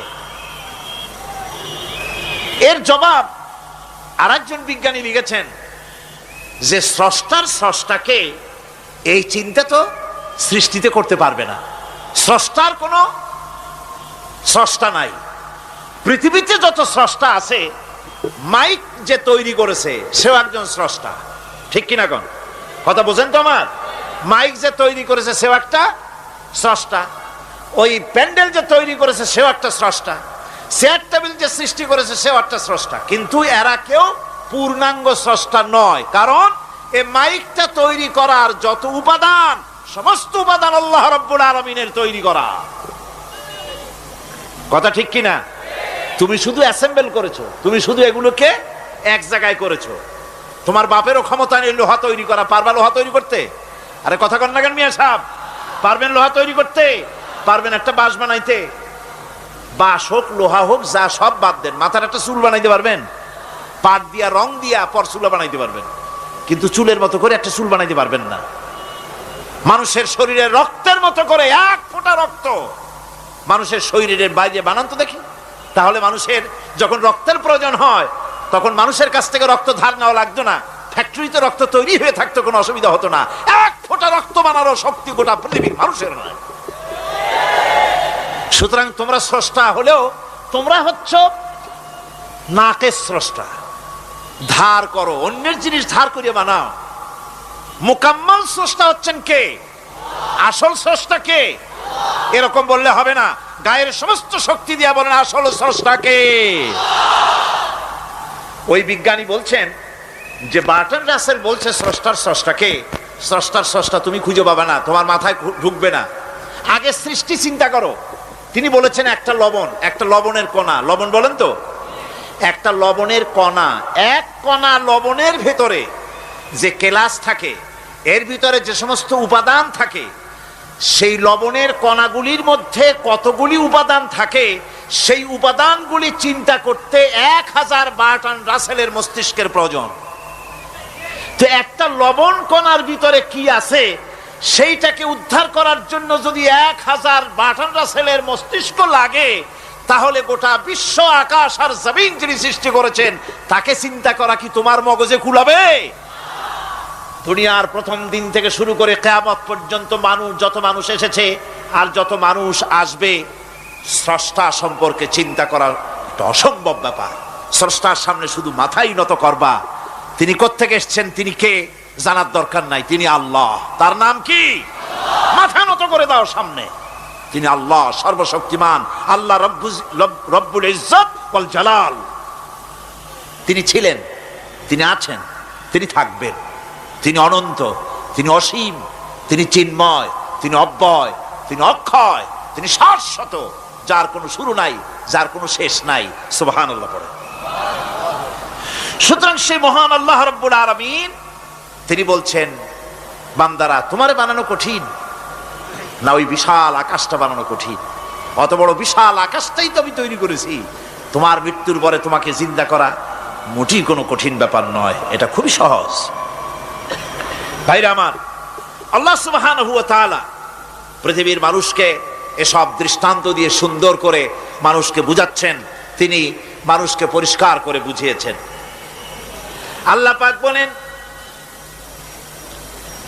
এই পৃথিবীতে এসব প্রশ্নের চূড়ান্ত জবাব দিতে গিয়ে আল্লাহ পাক বলছেন, কুল ইউহিহাল্লাযী আনশাআহা আউওয়ালা মাররা ওয়া হুয়া বিকুল্লি খালকিন আলীম। বলে দাও, তোমাদের মৃত্যুর পরে সেই আল্লাহ রাব্বুল আলামিন তোমাদেরকে জিন্দা করবেন, যিনি তোমাদেরকে প্রথমবারে তৈরি করেছিলেন। প্রথমে যিনি সমস্ত জিনিস সৃষ্টি করেছেন, ওই আল্লাহ রাব্বুল আলামিন তোমাদেরকে আবার জিন্দা করবেন। আর এসব জিনিসকে খেল তামাশার বিষয়বস্তু করে তৈরি করা হয় নাই। সমস্ত জিনিসের পেছনে বিরাট উদ্দেশ্য কাজ করেছে, একটা লক্ষ্য নিয়ে, সামনে নিয়ে, উদ্দেশ্য নিয়ে আল্লাহ তৈরি করেছেন। আল্লাহ পাক বলছেন, وَمَا خَلَقْنَا السَّمَاوَاتِ وَالْأَرْضَ وَمَا بَيْنَهُمَا لَاعِبِينَ। এই পৃথিবীতে আকাশ, ওই বিশাল আকাশ এবং জমিন এবং এর মধ্যস্থিত কোন জিনিসকে আমি খামোখা তৈরি করি নাই, খেল তামাশার বিষয়বস্তু হিসাবে তৈরি করি নাই। যারা নাকি জ্ঞানবান, যারা বুদ্ধিমান, তাদের সম্পর্কে আল্লাহ বলেন, আল্লাযীনা ইয়াযকুরুনাল্লাহা কিয়ামান ওয়া কুউদান ওয়া আলা জুনুবিহিম ওয়া ইয়াতাফাক্কারুনা ফি খালকিস সামাওয়াতি ওয়াল আরদ রব্বানা মা খালাকতা হাযা বাতিলা সুবহানাকা ফাকিনা আযাবান নার।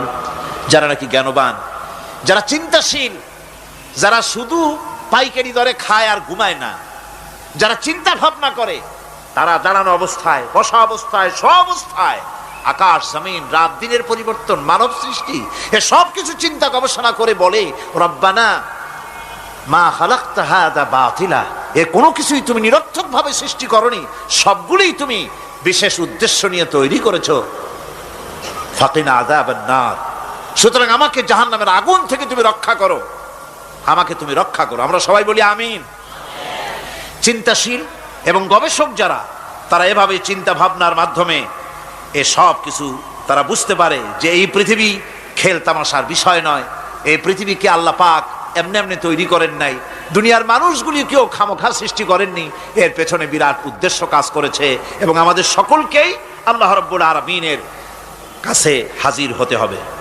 সুতরাং এই পৃথিবীতে দুনিয়ার চাইতে অগ্রাধিকার দিতে হবে আখিরাতকে। দুনিয়ার চাইতে অগ্রাধিকার দিতে হবে কোনটাকে বলে? আখিরাতের অগ্রাধিকার দিতে হবে। আল্লাহ পাক বলছেন, ওয়ামা হাদিহিল হায়াতুদ দুনিয়া ইল্লা লাহুন ওয়া লাইবুন ওয়া ইন্নাদ দারাল আখিরাতা লাহিয়াল হায়ানু লাউ কানু ইয়ামালুন। এই দুনিয়া হচ্ছে নিছক খেল তামাশা, এটা আর কিছুই নয়। জীবনের প্রকৃত আবাসস্থল হচ্ছে আখিরাত। এই দুনিয়া একটা মোহ, এই মোহের পেছনে মানুষেরা ঘুরছে, বিবি বাল বাচ্চা এর পেছনে ঘুরছে। অথচ এই বিবি বাল বাচ্চা কিয়ামতের দিন মুসিবত হয়ে দাঁড়াবে মানুষের জন্য। একটা মোহর মধ্যে মানুষ পড়ে আছে, খেল তামাশার ভিতরে পড়ে আছে।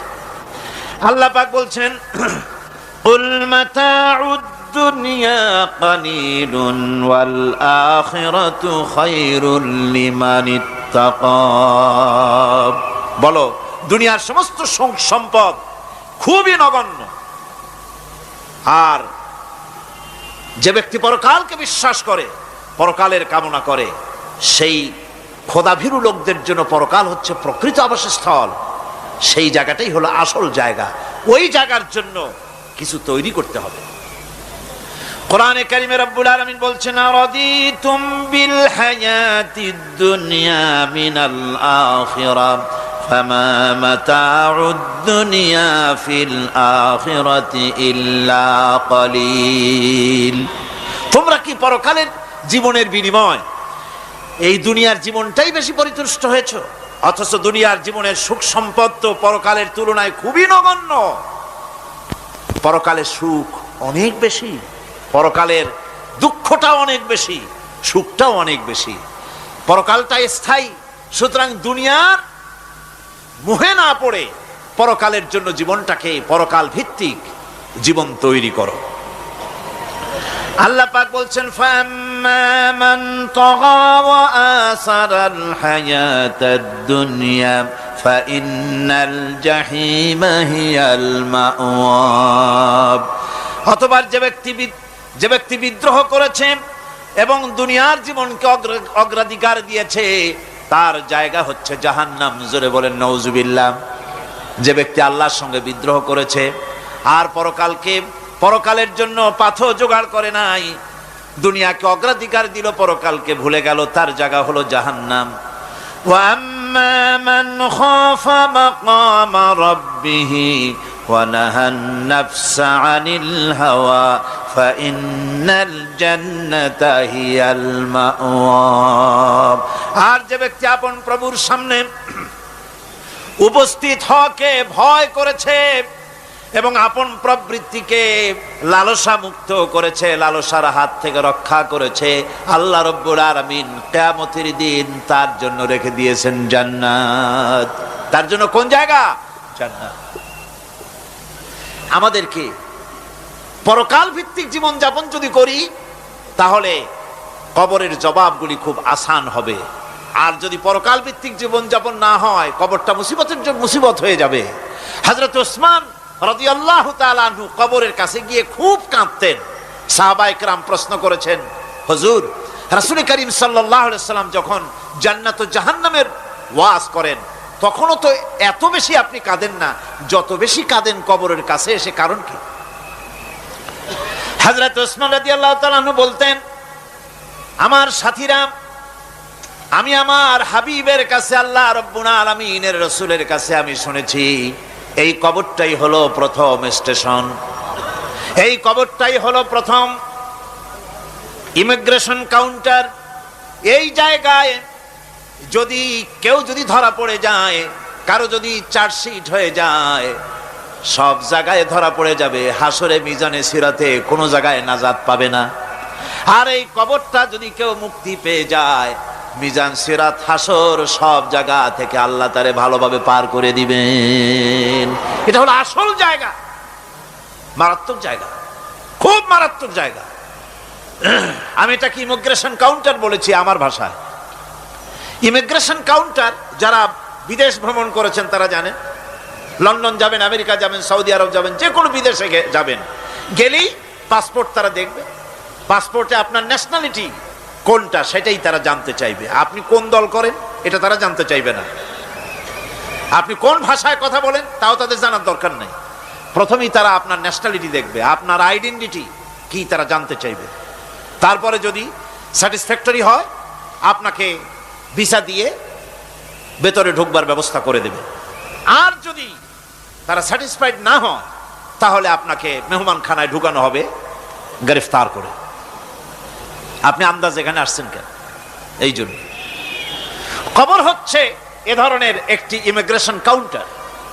কবরের ভিতরে মানুষ যখনই রাখা হবে সঙ্গে সঙ্গে দুজন ফেরেশতা আসবে। কবরের কাছে যারা এসেছিল দাফন হয়ে যাওয়ার পর এই লোকগুলি 40 কদম যেতে যতক্ষণ লাগে এর মধ্যেই দুজন ফেরেশতা এসে যাবে। এসে জিজ্ঞেস করবে মান রব্বুকা, তুমি কোন দল করতে? ওটা তাদের জানার দরকার নেই। চাকরি কিসে করতেন ওটা জানার দরকার নেই। ব্যবসা করতেন না চাকরি করতেন প্রয়োজন নেই। প্রথমেই জিজ্ঞাসা করা হবে ন্যাশনালিটি, প্রথমেই জিজ্ঞাসা করা হবে তার ন্যাশনালিটি সম্পর্কে, তার আইডেন্টিটিটা কি, এবং সেটাকে সত্যায়িত করার জন্য বোঝার জন্য 3টি প্রশ্ন। প্রথম প্রশ্ন মান রব্বুকা ওয়া মা দীনুকা ওয়া মান নাবিয়্যুকা, তোমার রব কে, তোমার দ্বীন কি, তোমার নবী কে।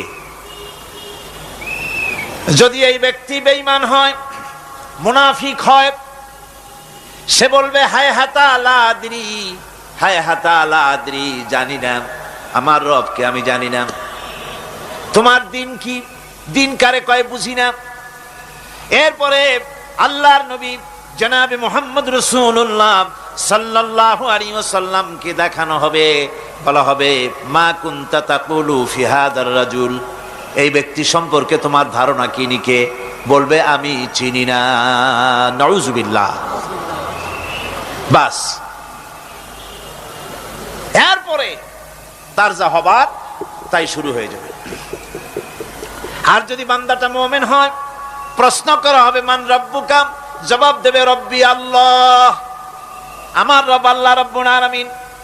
ওয়া মা দীনুকা, দীনুনা ইসলাম, আমার দিন হচ্ছে ইসলাম।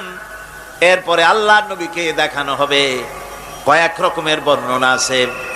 কোন বর্ণনায় আছে হুজুরের আকারে দেখানো হবে, অথবা রাসূলকে সরাসরি দেখানো হবে। বলা হবে মা কুনতা তাকুলু ফি হাদার রাজুল, এই লোকটি সম্পর্কে ধারণা কি?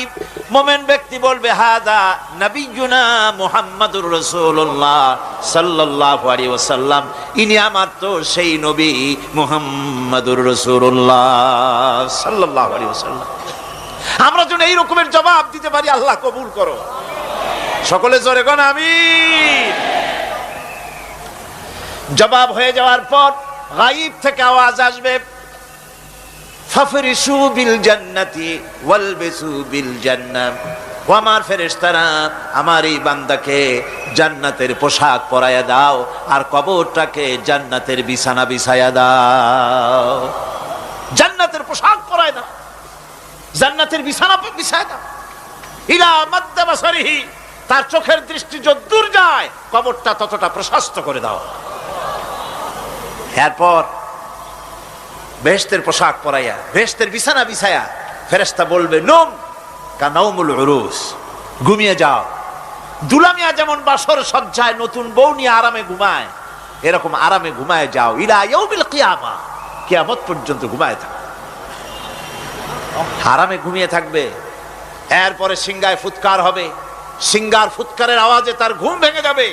বলবে ইয়া ওয়াইলানা মান বাআসানা মিন মারকাদিনা, হায় আফসোস, আমার এত আরামের ঘুম থেকে কে আমাকে জাগ্রত করলো, আমার ঘুমটারে নষ্ট করলো কে?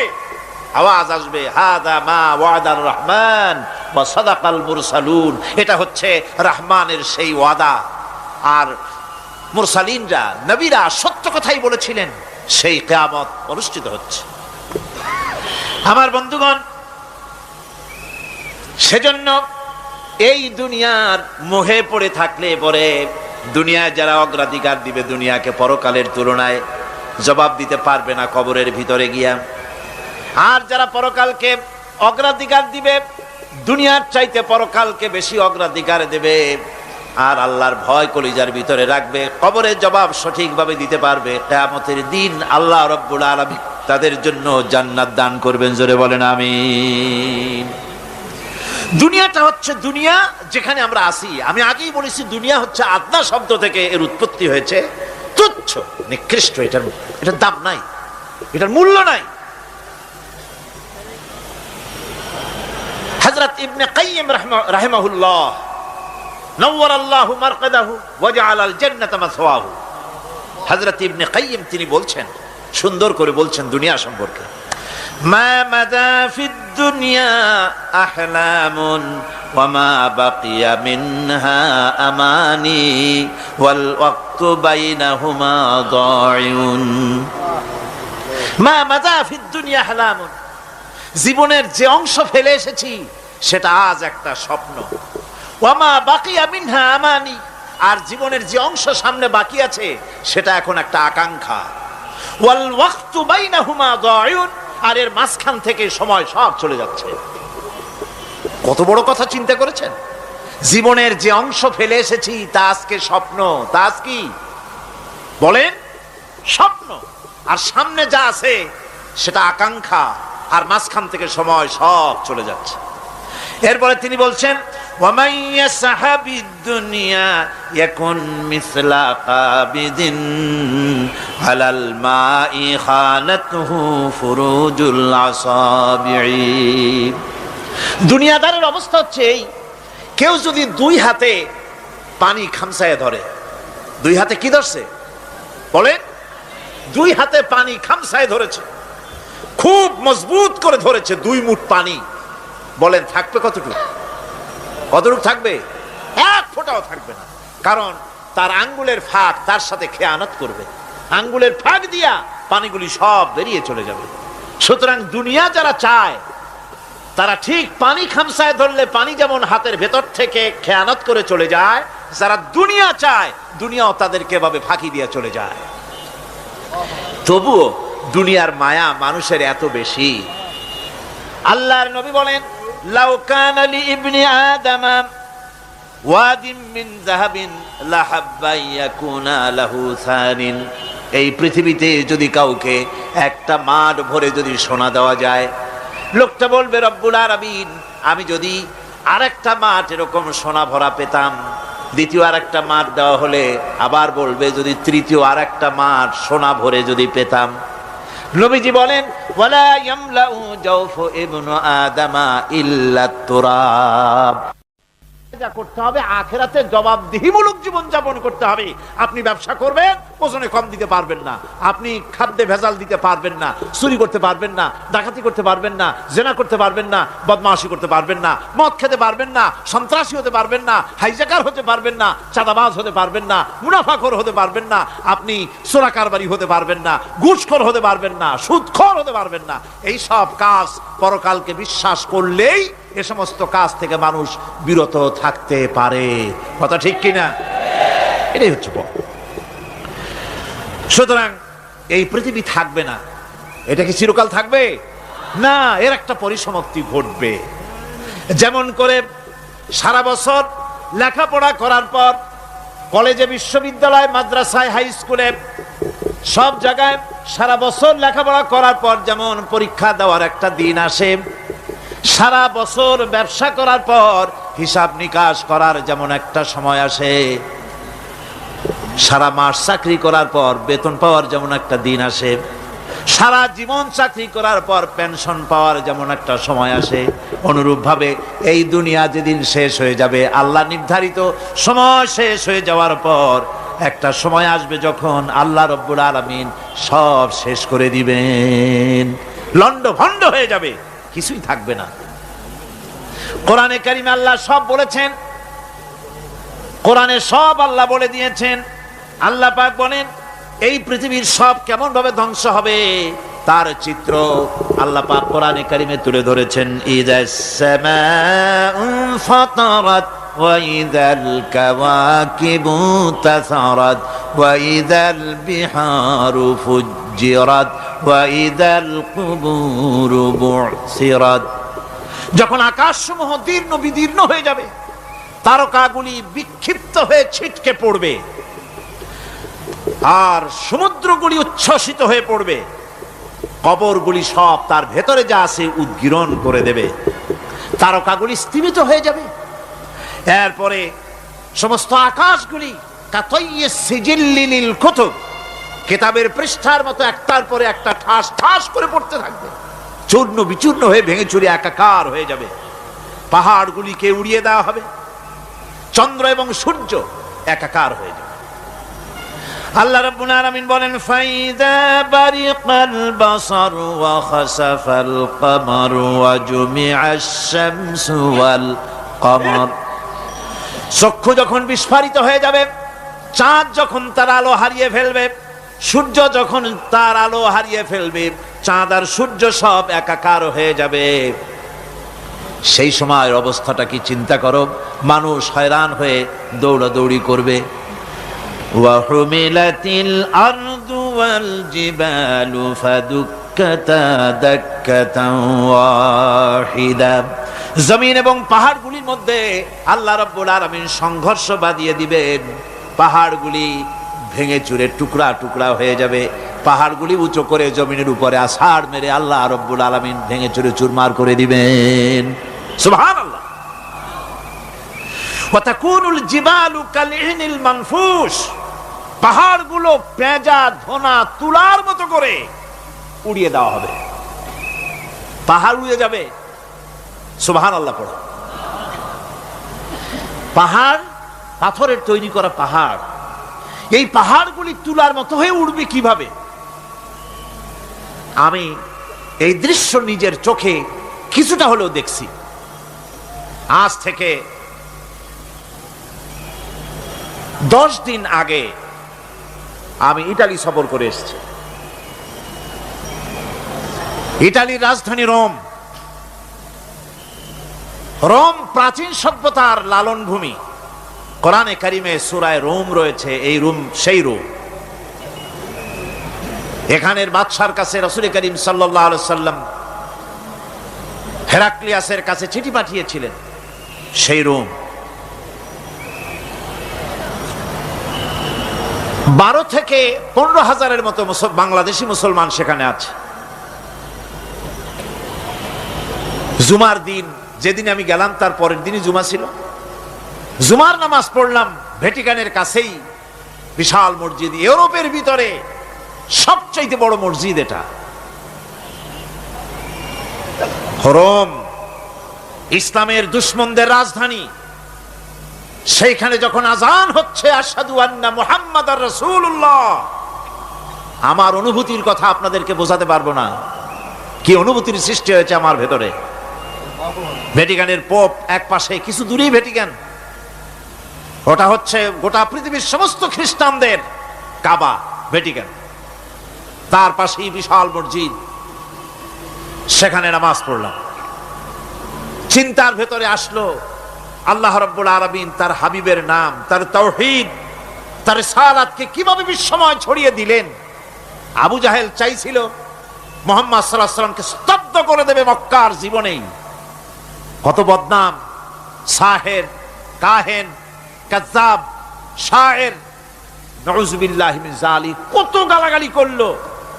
আর আল্লাহ শুনালেন, হাবিব চিন্তার কোনো কারণ নাই, ওয়া রাফা'না লাকা যিকরাক, আমি আপনার প্রশংসা বিশ্বময় ছড়িয়ে দেব। সুবহানাল্লাহি ওয়া বিহামদিহি। রোম প্রোগ্রাম শেষ করে আমাকে তারা নিয়ে গেল, যেটা আমি বলছি সফর কাহিনী শোনাবার সময় এটা না, যেহেতু এর সঙ্গে প্রাসঙ্গিক সেজন্য বলছি। পাহাড় কেমনে তুলার মতো হয়ে উড়বে তার নজির দেখেছি। রোম শহর থেকে 300 মাইল দূরে, 300 কিলোমিটার দূরে নেপোলিয়ান বোনাপার্ট তার বাড়ি, এবং ওটা তার নামে একটা প্রভিন্স। ভূমধ্য সাগরের পারে ভিসুভিয়াস, পৃথিবীর সবচাইতে বড় আগ্নেয়গিরি, সেটা দেখাতে নিয়ে যাওয়া হলো আমাকে।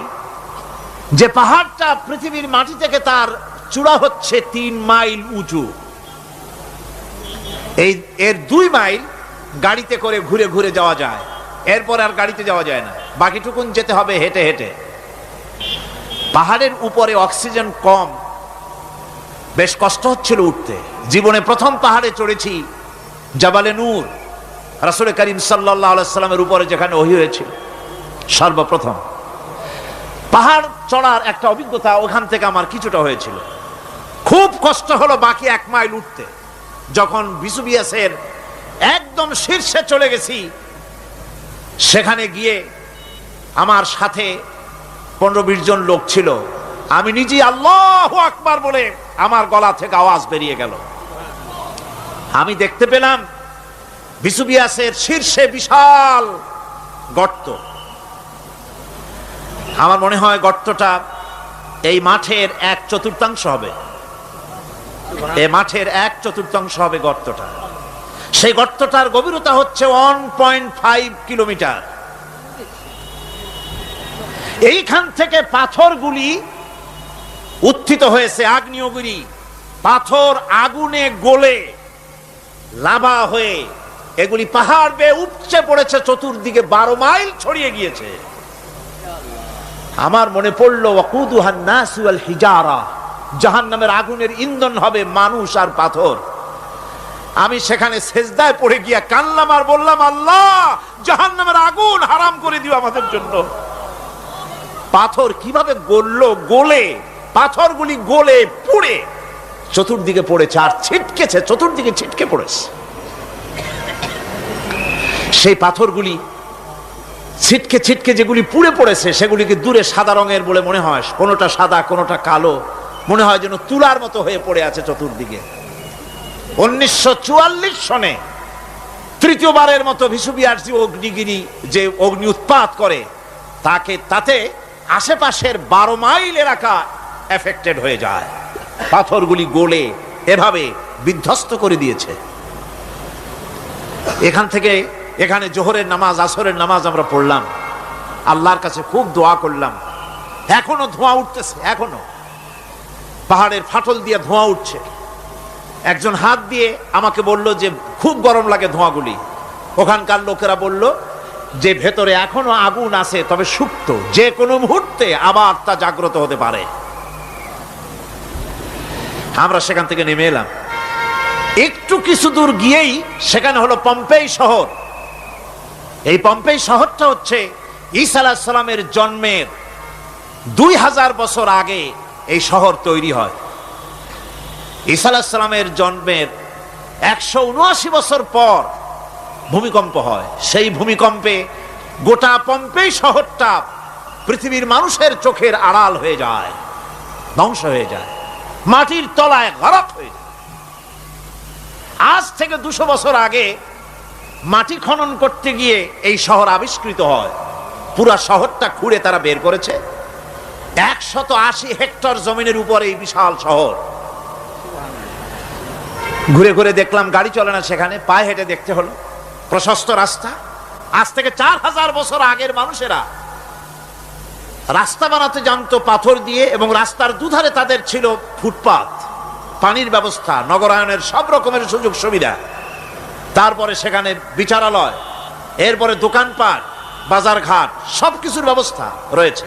বিশাল বিশাল পাথরগুলি দিয়ে পিলার তৈরি করা। ভাবলাম এই পিলারগুলি, এই পাথরগুলি তারা কিভাবে ক্রেন ছাড়া এত উপরে উঠালো কি করে, আমার মাথায় আসলো না। পাথর কেটে কেটে সুন্দর সুন্দর অঙ্কন শিল্প তারা করেছে। এরপরে ঘুরতে ঘুরতে বাদশার রাজার বাড়িতে গিয়ে ঢুকলাম। সেখানে গিয়ে দেখলাম উলঙ্গ এত মূর্তি পাথরের তৈরি করা। পাথর কেটে কেটে দেওয়ালে যৌন মিলনের এমন কোন অশ্লীল ছবি নাই যা তারা সেখানে তৈরি করে নাই। উলঙ্গ মূর্তি আর উলঙ্গ যৌন মিলনের অসংখ্য ছবি দিয়ে এই এলাকা ভরা। তখন আমি বুঝলাম আল্লাহর গজব হওয়ার কারণটা কি, এই শহরটা মাটির নিচে গরক হয়ে যাওয়ার কারণটা কি। আল্লাহ পাক জেনা ব্যভিচার যে দেশে বেশি হয় আল্লাহ পাক বরদাস্ত করেন না। দুশ্চরিত্র যে দেশের মানুষ দুশ্চরিত্র হয়ে যায়, জেনা ব্যভিচার বেশি হতে থাকে, আল্লাহ গরক করে দেন, গজব দেন। এই গজব এক এক সময় এক এক রকমের হয়ে আসে। কখনো মাটির নিচে দাবায় দেন, কখনো মহামারী, কোন দেশে কলেরা, কোন দেশে জলোচ্ছ্বাস, কোথাও ভূমিকম্প, আর সর্বশেষ এই জেনা ব্যভিচারের জন্য আল্লাহ পাকের চূড়ান্ত এই যৌনতার অশ্লীলতার জন্য চূড়ান্ত গজব বর্তমান বিশ্বের জন্য এইডস। আল্লাহ পাক এই গজব দিয়েছেন। বন্ধুগণ, আমি সেই জায়গা, আমি সেখানে যা দেখলাম যে আল্লাহ পাক পাহাড়গুলিকে কিভাবে উড়াবেন, এটা অস্বীকার করার কোনো উপায় নাই। বিশ্বাস তো করতামই, তবে হযরত ইব্রাহিম আলাইহিস সালাম যেমন বলেছিলেন, রব্বি আরিনি কাইফা তুহিল মাউতা, আয় আল্লাহ তুমি মরাকে জিন্দা করবা কেমনে? আল্লাহ পাক বলেন, আওয়ালাম তুমিন, তুমি বিশ্বাস করো না? ইব্রাহিম আলাইহিস সালাম বললেন, বালা, অবশ্যই বিশ্বাস করি, ওয়ালাকিন লিয়াতমাইন্না কলবি, যদি চোখে দেখতাম তাহলে আমার অন্তরাত্মা খুব ঠান্ডা হতো। আল্লাহ রাব্বুল আলামিন চোখে দেখায় দিলেন জিন্দা কেমনে মুর্দা হবে, মুর্দা কেমনে জিন্দা হবে, আল্লাহ দেখায় দিলেন। পাহাড় উড়ায় দিবেন আল্লাহ রাব্বুল আলামিন। একথা কলিজার মধ্যে, এটার উপর ঈমান বিশ্বাস, কিন্তু আল্লাহ চোখে দেখাইছেন, ঈমান আরো মজবুত হয়েছে, যা ছিল আরো মজবুত হয়েছে। সুবহানাল্লাহ। আল্লাহর ভয়তে কলিজা কেঁপেছে। আমি পাহাড়ের উপরে কেঁদেছি, যার যার হয়ে কেঁদেছি। বন্ধুগণ, আল্লাহ সুবহানাহু ওয়া তাআলা এই জন্য বলেছেন, কুল সিরু ফিল আরদ, আমার জমিন ঘোরো, ভালো করে দেখো, কাইফা কানা আকিবাতুল মুকাজ্জিবিন, মহাসত্যকে যারা অস্বীকার করেছে তাদের পরিণতি আমি কি করে দিয়েছি, এগুলি চোখে ভালো করে তাকায় দেখো। আমার বন্ধুগণ, সুতরাং এই পৃথিবীর অবসান হবে, এই পৃথিবী ধ্বংস হবে, এই পৃথিবী চূড়ান্তভাবে শেষ হয়ে যাবে। ও হ্যাঁ, আরেকটি কথা বলতে হয়, সেটা হচ্ছে যে এই রোম থেকে আরেকটু দূরে 900 মাইল দূরে হচ্ছে সিসিলি। 900 মাইল দূরে, সেখানে এই সিসিলি মুসলমানেরা শাসন করেছিল 350 বছর। সেই সিসিলিতে রয়েছে 360টা মসজিদ মুসলমানদের করা। সমস্ত মসজিদগুলি আজ তালা বন্ধ, একটা মসজিদও খোলা নাই। সেখানকার মুসলমানেরা ওয়াজ শুনতে এসেছিল রোমে। আমি তাদের জন্য পরামর্শ দিয়েছি যে গভর্নমেন্টের কাছে তোমরা দাবি জানাও যে অন্তত একটা মসজিদের দরজা আমাদের জন্য খুলে দাও। রোমের অবস্থানরত প্রবাসী বাংলাদেশি মুসলমানেরা আমাকে বলেছে, তাদের অনেকের বাড়ি চট্টগ্রামেও আছে, আমাকে বলেছে তাদের চোখে পানি আসছে বলার সময় যে চিরঙের তাফসীর মাহফিল যখন আসে কলজাটা কানতে থাকে যাওয়ার জন্য। তো যাওয়া তো সম্ভব না এত দূর থেকে, আমাদের সালাম বলে দিবেন যত লোক আসবে, আর আমাদের জন্য দোয়া করতে বলবেন যেন এই রোমের ভিতরে আমরা ইসলামের আদর্শের ভিত্তিতে আমরা যেন চলতে পারি। আপনারা দোয়া করুন তাদের জন্য। ভাইরা আমার, এই পৃথিবী একদিন পরিসমাপ্তি ঘটবে এবং আল্লাহর দরবারে আমাদেরকে উঠতে হবে এবং সেখানে আমাদের বিচার হবে। সেখানে আমাদের কি হবে? বিচার হবে। আল্লাহ পাক বিচারটাকে নির্ভুল করার জন্য, সঠিক করার জন্য প্রত্যেকের গলায় আমলনামা ঝুলায় রাখছেন। এখানে রেকর্ডের ব্যবস্থা করা হয়েছে। আল্লাহ পাক বলছেন, ওয়া কুল্লা ইনসানিন আলজামনাহু তাইরাহু ফি উনুকিহি ওয়া নুখরিজু লাহু ইয়াওমাল কিয়ামাতি কিতাবান ইয়ালকাহু মানশুরা। আল্লাহ পাক বলেন, প্রত্যেকের ভালো মন্দ কর্মফল, কর্মলিপি আমি তার গলায় ঝুলায় রেখেছি। কিয়ামতের দিন সে নিজের কাছে স্পষ্ট সব দেখতে পারবে, কোনো জিনিস বাদ পড়বে না। তার গলায় তার আমলনামা ঝুলানো আছে, সব রেকর্ড হতেছে। আমরা যা করছি সবগুলি রেকর্ড হয়ে যাচ্ছে। বর্তমান বিজ্ঞানীরা আবিষ্কার করেছে যে মানুষের শরীরের ভিতরে ডিএনএ আছে, রক্তের ভিতরে ডিএনএ, এটা একটা কোড। মানুষের রক্তের ভিতরে ডিএনএ আছে। যেমন তার ব্রেনের ভিতরে কতগুলি কোষ আছে, এক একটা কোষ এক এক ধরনের কাজ করে, অনুরূপভাবে তার শরীরের ভিতরে রক্তের ভিতরে ডিএনএ আছে। এই ডিএনএটা কি? এই ডিএনএটা হচ্ছে, এই ডিএনএ একটা কম্পিউটারের মতো কাজ করতেছে। লোকটা কি করবে, কোথায় যাবে, সে ভালো হবে মন্দ হবে কি হবে, সব তার ডিএনএর মধ্যে রেকর্ডকৃত আছে। এটা বোঝার জন্য একটা সুন্দর দৃষ্টান্ত দেওয়া যায়। যেমন এই কাগজটাকে আপনারা মনে করুন একটা গাড়ির একটা গাড়ির ব্লুপ্রিন্ট। এখানে লেখা আছে গাড়ি কিভাবে তৈরি হবে। এই কাগজটা নিয়ে ঘরের মধ্যে রেখে দিলেন। এখন এই কাগজটা থেকেই অটোমেটিক গাড়ির উইন্ডো তৈরি হলো, শিল তৈরি হলো, গাড়ির বডি তৈরি হলো, চেসিস তৈরি হলো, টায়ার তৈরি হলো, ইঞ্জিন তৈরি হলো, ব্যাটারি তৈরি হলো, পেট্রোল নিল, আর কোনো রকমের ড্রাইভার ছাড়াই গাড়ি চলতে আরম্ভ করলো। এই কথাটা যদি মনের মাথার মধ্যে আনতে পারেন যে এটা কিভাবে হইতে পারে, এতে লেখা অনুযায়ী যেভাবে হওয়া যদি সম্ভব হয়, অনুরূপ ভাবে মানুষের রক্তের ভিতরে ডিএনএ এর আবিষ্কার করেছে, এর ভিতরে মানুষের ভালো মন্দ কোথায় যাবে কি করবে সবকিছু এর মধ্যে রয়েছে। কোরআনে কারিমে আল্লাহ রাব্বুল আলামিন, আমি গত বছরও বলছিলাম যে বিজ্ঞানের আবিষ্কার যত বাড়বে কোরআন বোঝা মানুষের জন্য তত সহজ হবে। কোন সুবহানাল্লাহ। কোরআন বোঝা মানুষের জন্য তত সহজ হবে। সুতরাং মানুষের গলার সাথে আল্লাহ পাক বলছেন যে একটা আমলনামা আমি ঝুলাই দিয়েছি তার গলার সাথে, সে যা করতেছে ওখানে সব লিপিবদ্ধ হচ্ছে, কম্পিউটারাইজড, কম্পিউটারের মতো এগুলি সব গ্রহণ করতেছে। এগুলি কিয়ামতের দিন তার সামনে হাজির করা হবে।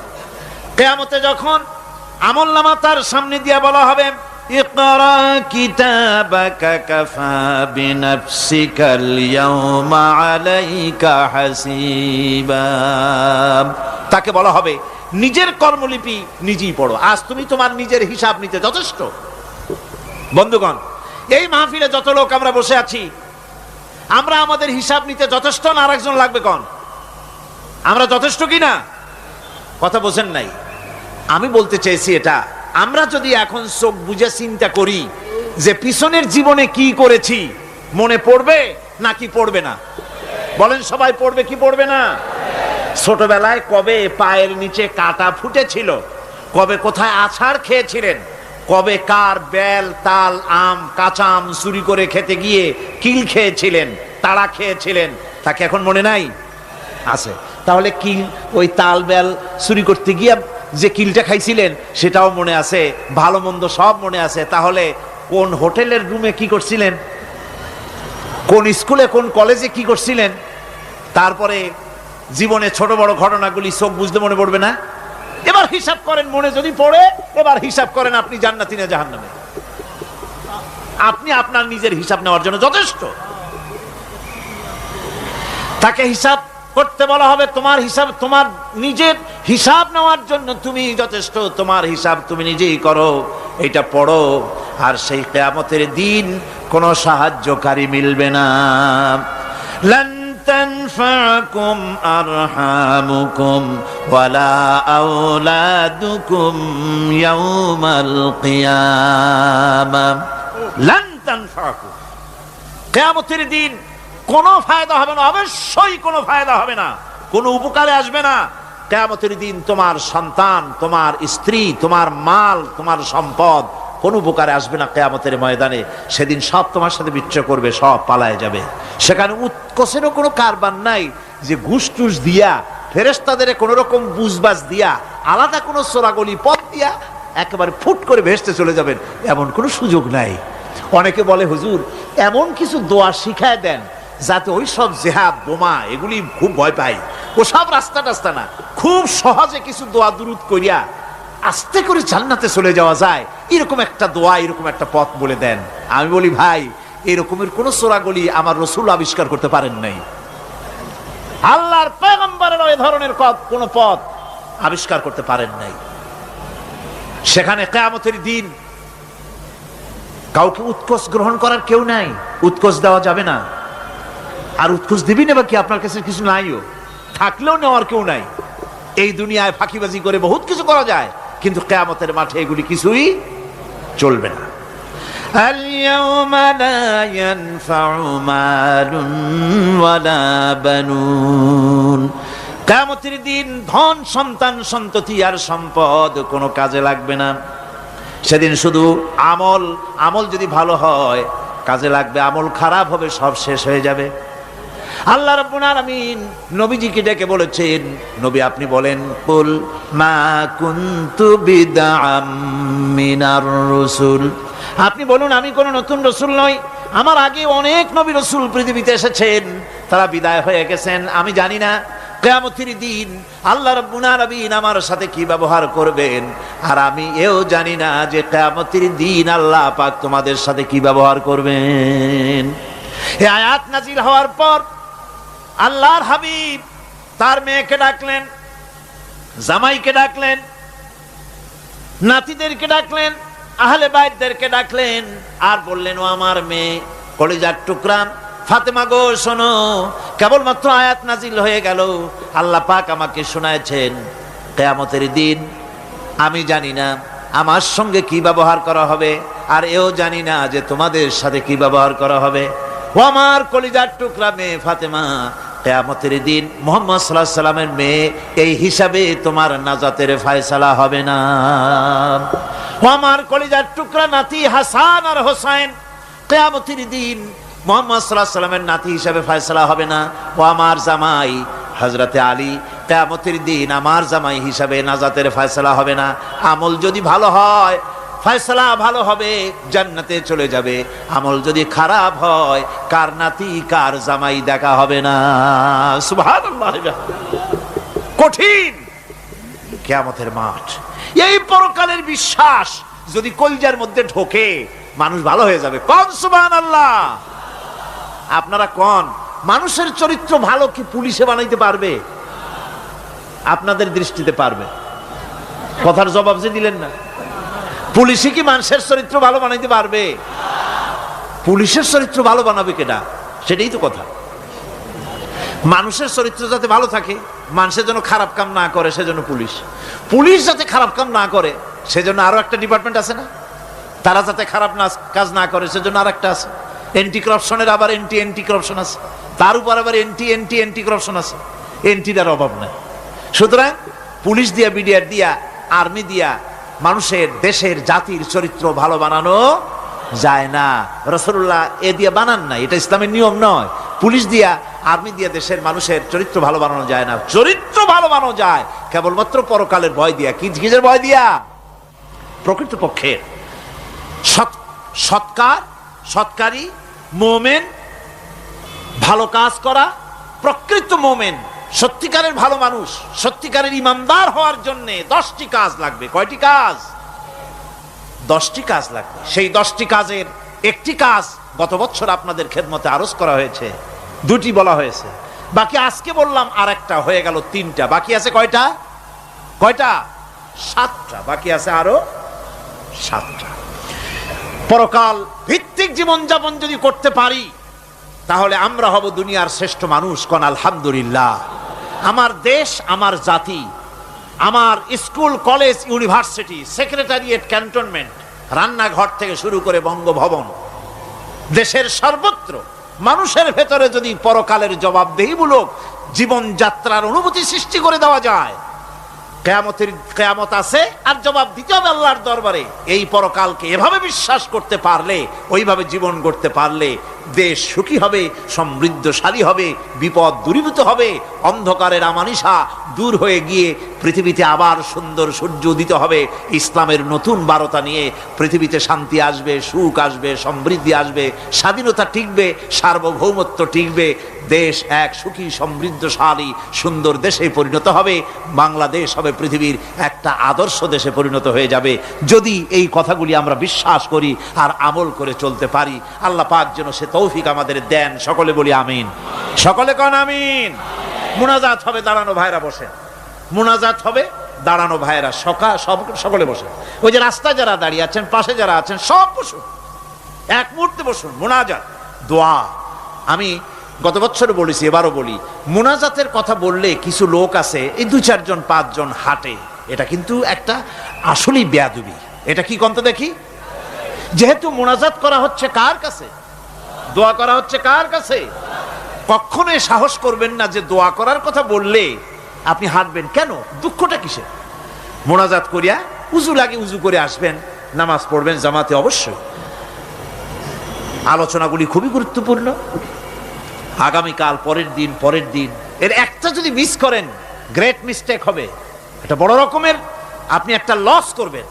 কাজী কোনোটা যেন আপনি না হারান। আল্লাহ পাক আমাদেরকে যেন বলার, শোনার, আমল করার তৌফিক দেন। কোন আমিন। তাড়াতাড়ি করবেন, হাত চালায়। বালাগাল উলা বিকামালিহি কাশাফাত দুজা বিজামালিহি হাসনাত জামিউ খাসালিহি সাল্লু আলাইহি ওয়া আলিহি। মুনাজাতের পর আজান হবে বা জামাআত এশার নামাজ পড়ে যাবেন। অবশ্যই জামাত পরিত্যাগ করবেন না, জামাতে নামাজ পড়ে যাবেন। এটা একটি জীবনের জন্য বড় রকমের অ্যাচিভমেন্ট হবে। নামাজ পড়ি তারপরে বিদায় হবে। আল্লাহুম্মা আমিন। ربنا ظلمنا أنفسنا وإن لم تغفر لنا وترحمنا لنكونن من الخاسرين ربنا لا تزغ قلوبنا بعد إذ هديتنا وهب لنا من لدنك رحمة إنك أنت الوهاب আয় আল্লাহ তাআলা, হাজার হাজার মুসলমান নরনারী দীর্ঘক্ষণ ধরে তোমার কোরআনে কারিমের আলোচনা শুনেছি, দরুদ ও সালাম পড়েছি, জিকির আজগার করেছি। মেহেরবানি করে সওয়াবটুকুন জনাবে মুহাম্মদুর রাসূলুল্লাহ সাল্লাল্লাহু আলাইহি ওয়াসাল্লামের রূহ মুবারকে পৌঁছায় দাও। হে আল্লাহ তাআলা, तमाम পৃথিবীর মাটির নিচে যত মুমিন মুমিনাত শুয়ে আছেন তাদের আরওয়ার পরে সওয়াব পৌঁছায় দাও। রব্বুনা রবিন, আমাদের মধ্য থেকে মা বাবা